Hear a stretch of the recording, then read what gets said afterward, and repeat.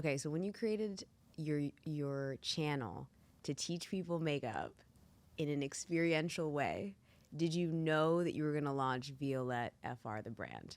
Yeah, I've known since probably I'm like 22 years old. No way. Yeah. You like That was my goal. I was like, I'm doing this. I'm doing a brand. Yeah. I know for sure. Well, I was still like, I mean, I'm hoping it's going to happen. I don't Right, know right. for sure. Yeah. But this is what I want. I'm doing this for that reason. Okay, so every move you're making since 22 take was me like there. to take you there. Yeah. Wow. I never got distracted. Like, that was my goal. Single-minded, focused. Yes. That's amazing. Aries, like, we from March is like the army. Like, it's like, and I'm like, at work, my team is surprised because I guess on the outside you see the creative side of me, but at work I'm super organized, pragmatical, and in there I can be crazy, but I need this like grounding sort of frame of working. I don't know how you put that, but it's also weird because I was like, okay, I want to do my brand, because the reason why I wanted to do my brand is when I started to create my own products on set, I discovered how creative I was becoming, and I didn't understand why nothing like this was sold on the market. Okay. That's why when I started to work with Dior, they asked me to, I was pushing innovation. That was my role, one of my roles with them. So they said, let's make liquid eyeshadow.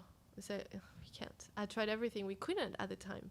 But already back then I was like, this is what I want to do. Got it. When I launched, there's somebody at Dior, ex-Dior, that said, you did it. You launched your liquid you eyeshadow. finally did it. Wow, that's so nice. That was super nice. What a cool full circle moment. Yes, exactly. So I'm never... there's just one person I met when I started makeup that gave me the best advice ever. She told me, give yourself 4 years. During these 4 years, give everything you have, but always have a plan B in your mind. So if it doesn't work out, you have another career that waits for you. And that was the best because it never put pressure on myself to make this a success. Like, my brand was my dream, but if it didn't work out, it's okay. I will become an interior designer.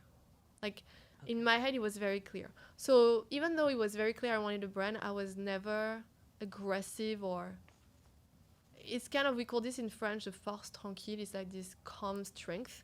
This is what I want. I'll do everything I can to make it happen in the respect of me as a person. Mm-hmm. But if it doesn't work out, it's okay. I'll do something else.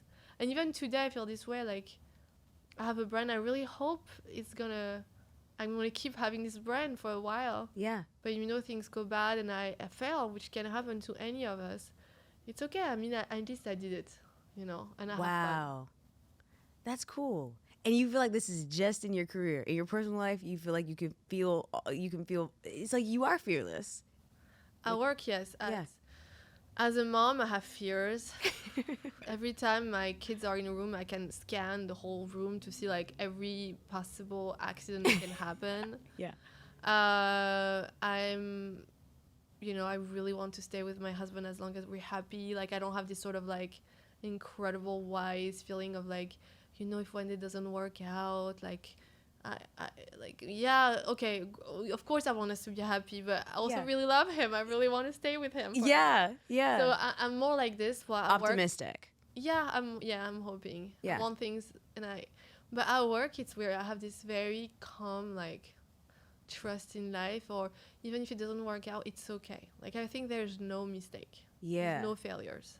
Okay, talk to me about being a mom, because now you're a mom of 2. Yeah. So I saw you in between. I saw you after you had 1. Yeah. And I saw you now after you had 2. Is there a big difference between 1 and 2?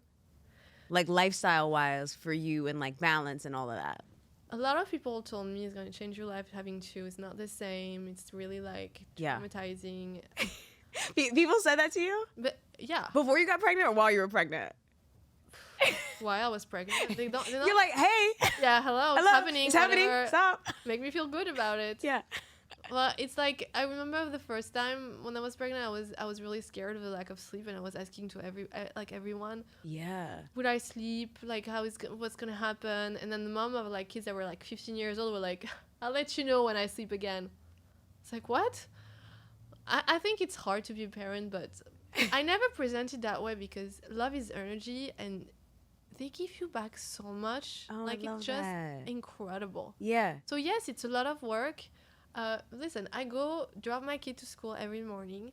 I give the bath and dinner to my kids and put them to bed every night. Wow. And I have 2 jobs. Like, I make it work.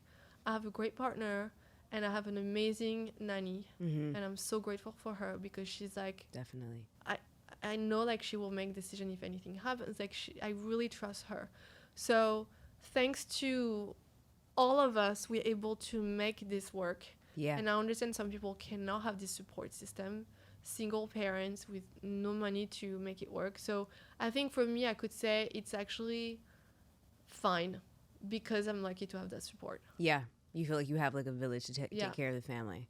So Yeah, that's good. and I'm able to work hours around that. Like, after they're in bed, I work again. Yeah. But at least I can come back for their bath. And I was thinking, damn, it must be hard when you're a parent and you have to work with like long hours or even at night, your shift at nights, and you can't be there for your kids. Yeah. So I'm or not somebody a tells reference. you have to be somewhere and you don't want to be there. Like, you get to Exactly. make the decision, like, okay, can I go Yes, or can I'm very privileged. Yeah. And so because of that, 1 or 2, I didn't. Yeah, it's harder, but it's also so cute. Yeah, they're so cute.